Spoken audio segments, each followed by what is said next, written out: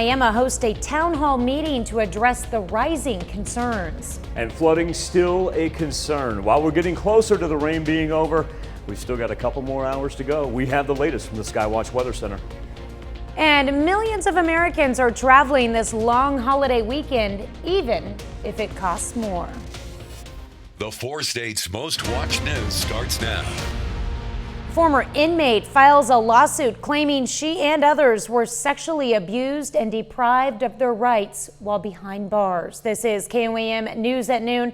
I'm Tanya Bach. Topping our first 7 minutes, a lawsuit filed against Deputy Antonio Azua at the Barton County Jail. The woman behind the suit claims during her 3 times as an inmate from 2018 to 2019, she had to barter for more humane conditions or special privileges. The lawsuit mentions a number of inmates as victims, but only one woman is listed as plaintiff in the suit. Court documents reveal claims that Azua raped the plaintiff while she was shackled. The former inmate alleges a sexual favor had to be done in order to drink from something other than a pitcher that was used as a urinal. The plaintiff names the sheriff in the lawsuit as a liable supervisor. The case also alleges other jailers as offenders, but only Azua is named in the lawsuit. Defendants in the case filed a response to the lawsuit denying the allegations. A Delaware County detention officer is charged with bribery and misconduct after he's caught smuggling contraband into the county jail.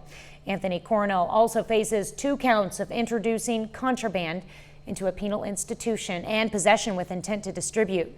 Court documents show the investigation launched after the jail administrator learned about the smuggling of contraband. And Oklahoma authorities shut down what they call a large methamphetamine trafficking organization in northeast Oklahoma. Officers with the Oklahoma Bureau of Narcotics and the Bartlesville Police Department served 13 arrest warrants and seized more than 35 pounds of methamphetamine and nearly 100 guns. OBN says the traffickers shipped anywhere from 10 to 25 pounds of meth into northeastern Oklahoma from the West Coast on a weekly basis.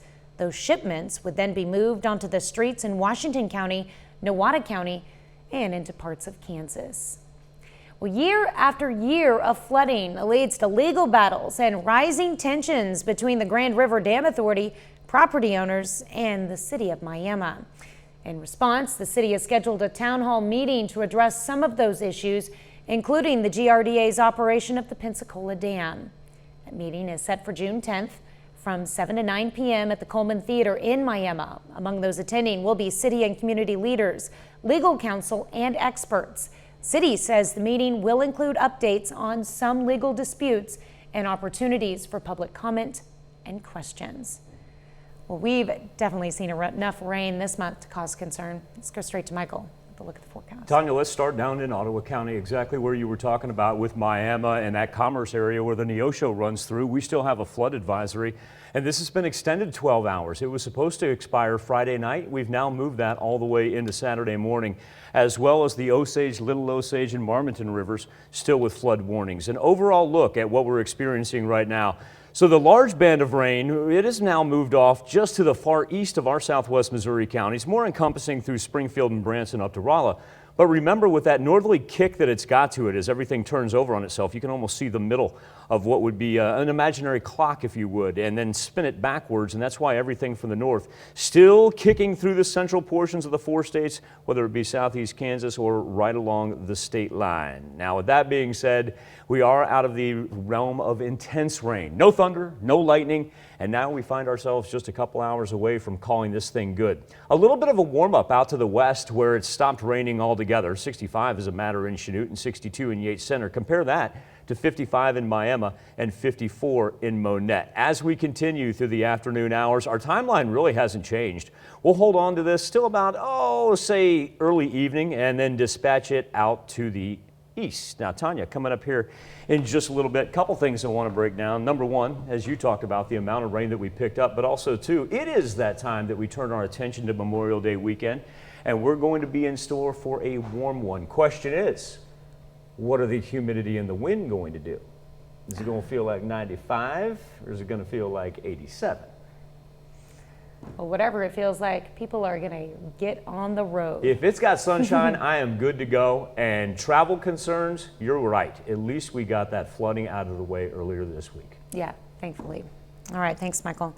Well, pack up your suitcase and start emptying your pockets. According to AAA, more Americans are getting away this long holiday weekend and paying more for it, too. CBS's Chris Van Cleve takes a look at the travel surge from Savannah, Georgia. The sounds of summer. And despite the price tag, this Memorial Day weekend is expected to be the busiest for travel since 2019. It's been an annual thing for a lot of years. AAA projects folks looking to get away will be up more than 8% over last year to 39.2 million. Almost 35 million will hit the road. Another 3 million are expected to fly. Some are calling it revenge travel. What we've gone through as a country over the past couple of years, that is spurring people to just get out. They want to have those experiences. Those experiences are getting more expensive. Gas prices continue to break records, and AAA says hotels are up 42% over last year. It sucks, but I mean, what am I going to do? Just not go anywhere? But for others, the cost is a deal breaker. Gas and the motel and stuff, we just figured we'll wait. They might be waiting a while. Patrick DeHaan at Gas Buddy says the national average for a gallon of regular could hit $5 within a few weeks. This may be the low point for the summer in what could become certainly a very expensive summer to fill your tank. If you are traveling, especially if you're hitting the roads, experts say one way you may be able to save is don't fill up right off the freeway. Get about a mile or so away and you may find gas prices are lower. Flyers who booked early got the best rates. And there's also a run on rental cars. You may end up with a lot bigger car because all the more economical cars have already been snapped up. AAA still expects a robust summer travel season, even if Americans are pinching pennies along the way. Chris Van Cleve, CBS News, Savannah, Georgia.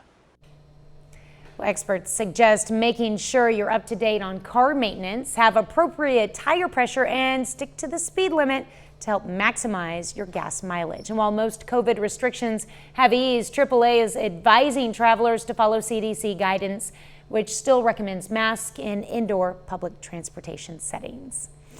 Gun safety advocates are protesting outside the U.S. Capitol, demanding Congress take action in the wake of the Uvalde Elementary School massacre. Inside, senators are lobbying their colleagues to support legislation, including a universal background check bill. But there does not appear to be enough support to pass new legislation. Meanwhile, gun rights advocates and some lawmakers are preparing to gather at the NRA convention in Texas this weekend. That's a look at today's top stories and weather in our first 7 minutes. Up next on KOAM News at noon, we introduce you to the Mini Queen, a 3-year-old who's a big fan of Queen Elizabeth. And later, we're making the ultimate hero burger in the Mr. Food Test Kitchen. A 3-year-old girl in England has taken her love for the royals to a new level, dressing up as Britain's Queen Elizabeth to help celebrate the monarch's 70 years on the throne. CBS's Tina Kraus takes us to London for the story.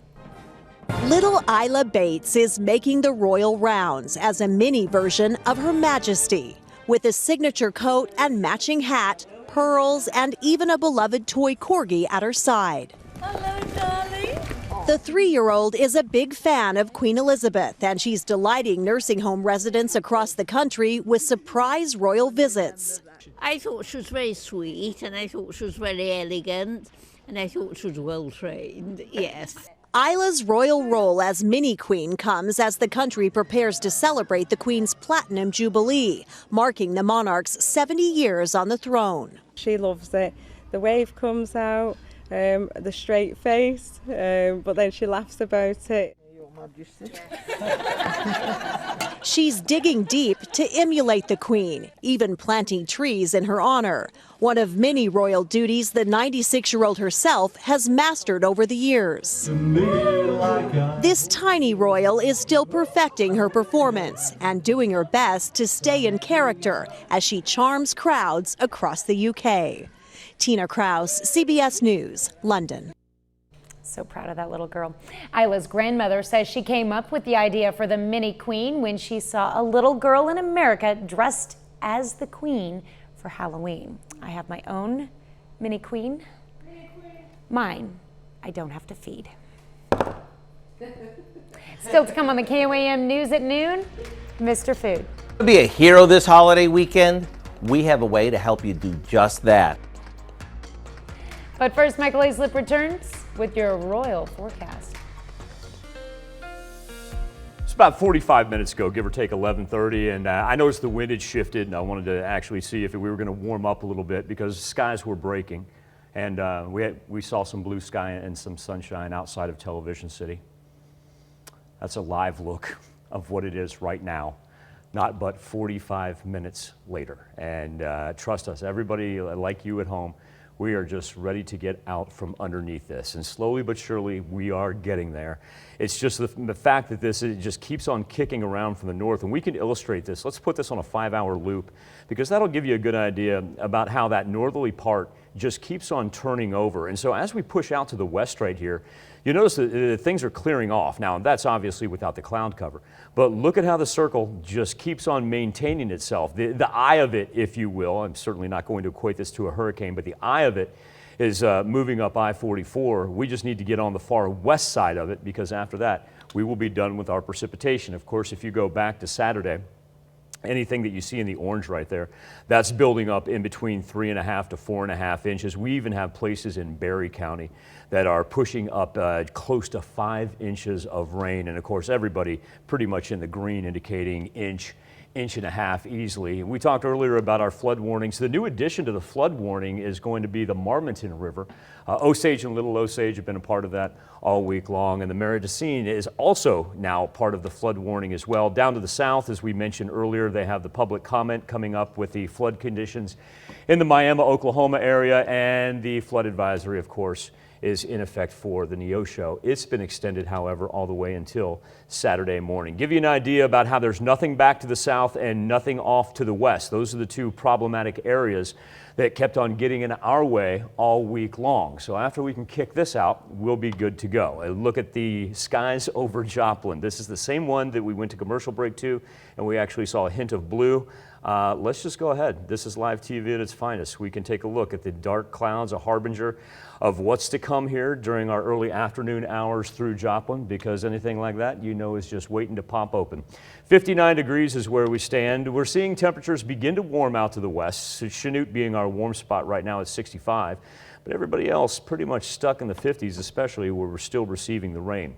But the good news, the trough of the jet stream, that's the big U shape right there. At least it's pressing toward the Mississippi, and it's not only going to take the rain, but see this cold bubble right here? Kind of tracks itself out and puts us right square in it. It's going to pretty much suck that thing to the east, and we're going to be replaced by the warmer temperatures that are right now just east of the Rockies. So while our weather trend doesn't make a big difference for today, other than the rain finally coming to an end, by the time we get into tomorrow, the clouds are going to clear. Number one, that does mean it's chilly overnight. But number two, it also begins our warm-up. So as we're up into the 70s, if not 80s on Friday, we have a great and warm Memorial Day weekend on the way as well. There we are on Saturday. It's really going to be isolated up to Big Sky Country and also to the upper plains is where you'll see the majority of the rainfall, lasting from Sunday into Monday. Everybody below us and all the way to the Mid-Atlantic and the East Coast, they are in store for a delightful and really not too hot Memorial Day weekend. And here's why I say that.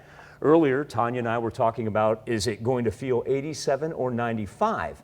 Well, this is a dry air mass coming in off the Rockies. Humidity is not going to be an issue. Yes, it's going to be a tad bit windy, but at the same point in time, I'm going to say the highest heat index readings we see, probably just 89 to 90.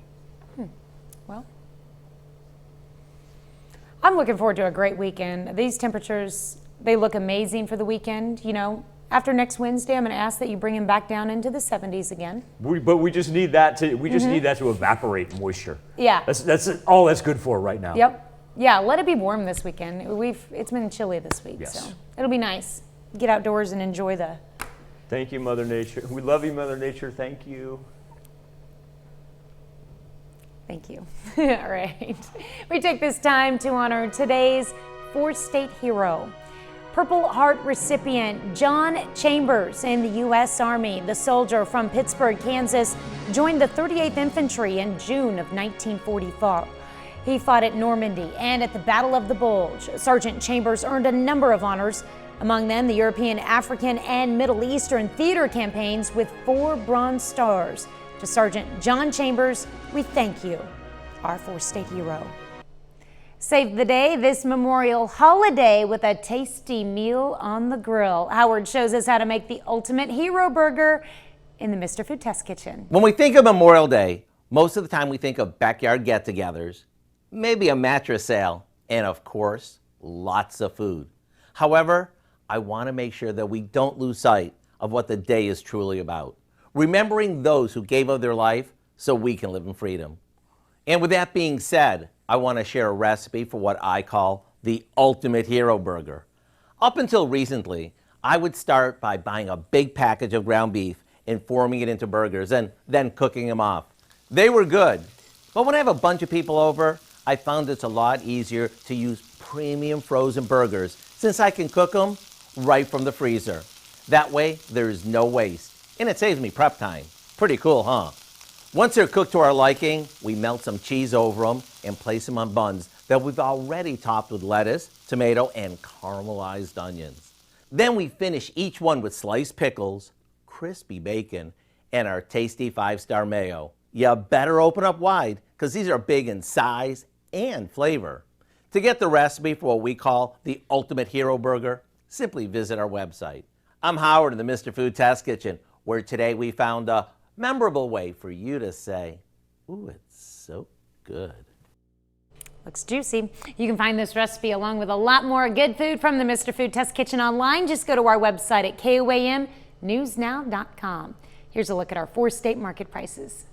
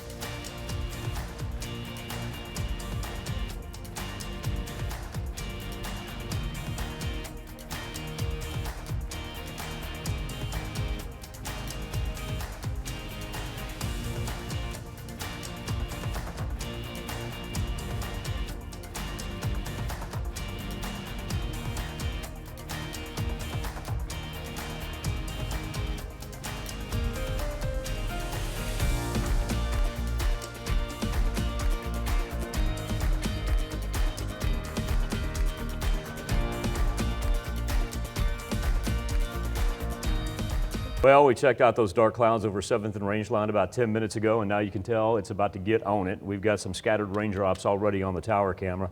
Remember, it will last through the early afternoon hours, but after that, let's sit back, get ready for a delightful looking Friday, and temperatures all the way up into the 80s for Memorial Day weekend. Looks good. All right, what do we have coming up tonight at 5? Well, at 5, researchers in the UK are investigating a potential treatment for monkeypox. We're going to have the latest in Health Watch. Plus, local cemeteries begin to use technology to locate grave sites, and prices continue to increase on goods as Liberty Utilities announces a rate increase for a lot of people in the area. I hope you join us for those stories. A whole lot more, of course. It's coming up on KOAM News at 5. All right, thank you, Dow. Thanks for joining us for KOAM News at noon. We'll see you right back here at 5 o'clock.